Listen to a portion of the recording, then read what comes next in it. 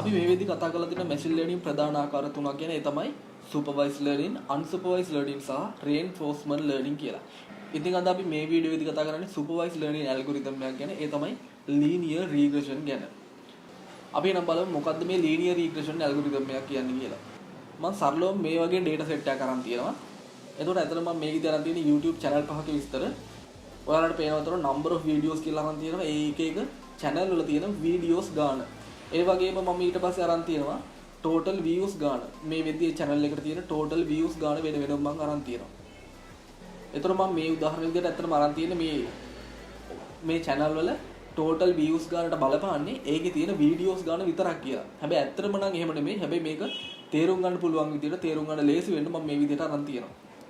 එතකොට මේ එක channel වල තියෙන videos ගාන මම x කියලා ලකුණු කරලා තියෙනවා. ඒ වගේම ඒකට අදාළ views ගාන y කියලා ලකුණු කරලා තියෙනවා. එතකොට මේ වගේ data set එකකට අදාළව අපි ප්‍රස්ථාරයක් ඇදගත්තොත් ඔයාලට මේ විදිහට බලා ගන්න පුළුවන් ප්‍රස්ථාරයක්. මේකේ ඔයාලට පේනවා x අක්ෂයෙන් නම් කරලා තියෙනවා ඒ channel වල තියෙන videos ගාන. ඊට පස්සේ y අක්ෂයෙන් ඒ channel එකට අදාළ total views ගාන මේ විදිහට ලකුණු කරලා තියෙනවා.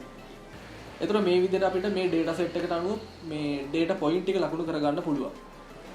එතකොට මේ linear regression problem එකදී අපි කරන්නේ මේ data point වලට අනුව සාධාරණම රේඛාවක් හොයාගන්න එක. එතකොට අපිට මේ විදිහේ රේඛාවක් ඇඳ ගන්න පුළුවන්. ඊට පස්සේ මේ විදිහේ රේඛාවක් පුළුවන්. මේ විදිහට පුළුවන්. මේ විදිහට රේඛා ගොඩක් අපිට නිර්මාණය කරගන්න පුළුවන්.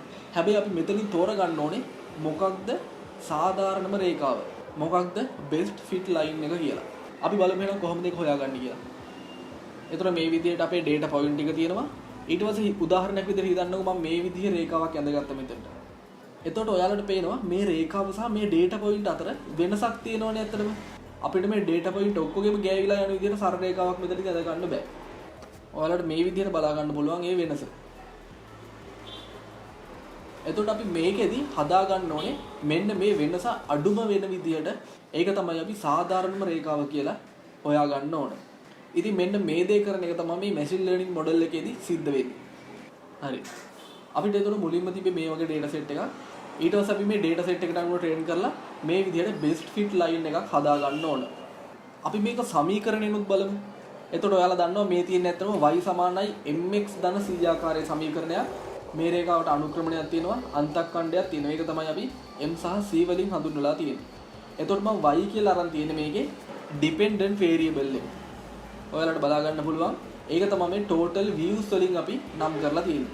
ඊට පස්සේ x කියලා අපි අරන් තියෙන්නේ ඒකේ තියෙන videos ගන්න. ඒක තමයි independent variable එක විදිහට ගන්න. එතකොට මේ data set එකට අනුව අපි මේක train කරාම අපිට සාධාරණ සරල රේඛාවක් හොයාගන්න පුළුවන්. ඒ කියන්නේ අපිට මේකේ m සහ c කියන values දෙක ලැබෙනවා. හරි. ඊට පස්සේ දැන් අපිට පුළුවන් ඔයාලගේ තියෙන වෙන channel එක විස්තර දීලා අපිට බලා ගන්න පුළුවන් ආසන්න වශයෙන් කොච්චර views ගාණක් අපිට ලැබෙනවද කියලා. දැන් එතකොට අපි මේ m සහ c දන්නවා මේ data set එක යොදාගෙන මේ machine learning model එක train කරාම අපිට m සහ c හොයාගන්න පුළුවන්. ඊට පස්සේ හිතන්නකෝ ඔයාලට channel එකක් තියෙනවා. ඒකේ videos 45ක් තියෙනවා. එතකොට අපිට එතනින් හොයාගන්න පුළුවන් ඒකේ views කොච්චරක් තියෙන්න පුළුවන්ද කියලා. views ආසන්න වශයෙන් කොච්චරක් තියෙනවද කියලා අපිට පුරෝකථනය කරන්න පුළුවන්. එහෙම නැත්නම් predict කරන්න පුළුවන්. මෙන්න මේ වගේ දෙයක් තමයි linear regression machine learning model එකක සිද්ධ වෙන්නේ. හරි. හැබැයි මම මේ උදාහරණ විදිහට මේ channel එකේ තියෙන videos ගන්න විතරක් බලපානවා කියලා ගත්තේ ඒකට තියෙන views ගන්නට. ඇත්තටම channel එකක් ගත්තොත් එහෙම ඔයාලට මේ වගේ data set එකක් බලා ගන්න පුළුවන්. ඒකේ තියෙන videos ගන්නට අමතරව ඒක හදලා කොච්චර කාලද කියන එක බලපානවා. ඊට පස්සේ ඒකේ ඉන්න subscribers ගන්න බලපානවා. ඒ වගේ දේවල්, ඒ වගේ features ගොඩක් තියෙන්න පුළුවන්. එතකොට මම මේ වගේ data set එකක් අරන් තියෙනවා. එතකොට මේකේ independent variable තුනක් මම අරන් තියෙනවා x1, x2, x3 විදිහට. ඒ වගේම dependent variable එක මම y කියලා අරන් තියෙනවා. එතකොට මේ total views වලට බලපාන සාධක තුනක් මේ විදිහට මම අරන් තියෙනවා. දැන් අපිට මේකේ සමීකරණ හොයාගන්න පුළුවන් මෙන්න මේ විදිහට.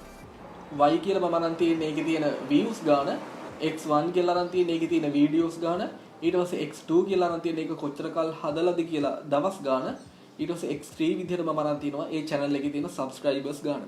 එතකොට මෙන්න මේ data set එක යොදාගෙන අපි මේ machine learning model එක train කරොත් එහෙම අපිට හොයාගන්න පුළුවන් m1, m2, m3 සහ c කියන නියත වලාගයක්. දැන් එතකොට අපි මේ machine learning model එක train කරාට පස්සේ මේ values ටික දාන්නවා. ඊට පස්සේ අපිට පුළුවන් ඔයාලගේ අලුත් channel එක ඒ channel එකේ තියෙන videos ගාන ඊට පස්සේ ඒකේ ඒක කොච්චර කල් හදලාද කියලා ඒ දවස් ගාන දීලා ඊට පස්සේ ඒකේ ඉන්න subscribers ගාන දීලා y කියන value එක. එහෙම නැත්නම් ඒකට ලැබෙයි කියලා අපිට හිතන්න පුළුවන්. එහෙම නැත්නම් predict කරන්න පුළුවන්. පුරෝකථනය කරන්න පුළුවන්. views ගාන අපිට calculate කරගන්න පුළුවන්. එතකොට මෙතනදී features කීපයක්ම බලපෑවා මේ total views වලට. ඉතින් මෙන්න මේ වගේ දැන් තමයි linear regression model එක සිද්ධ වෙන්නේ. මම හිතනවා ඔයාලට යම් අවබෝධයක් ලැබෙන්නේ නැති linear regression ගැන. ඉතින් අපි ඊළඟ වීඩියෝ එකේදී බලමු කොහොමද Python යොදාගෙන අතරම මේ වගේ දෙයක් මේ වගේ model එකක් හදාගන්නේ. මේකෙන් කොහොමද අපි අලුතෙන් channel එක විස්තර දීලා ඒකේ තියෙන views ගාන predict කරන්නේ පුරෝකථනය කරන්නේ කියලා ඊළඟ වීඩියෝ එකේදී අපි කතා කරමු.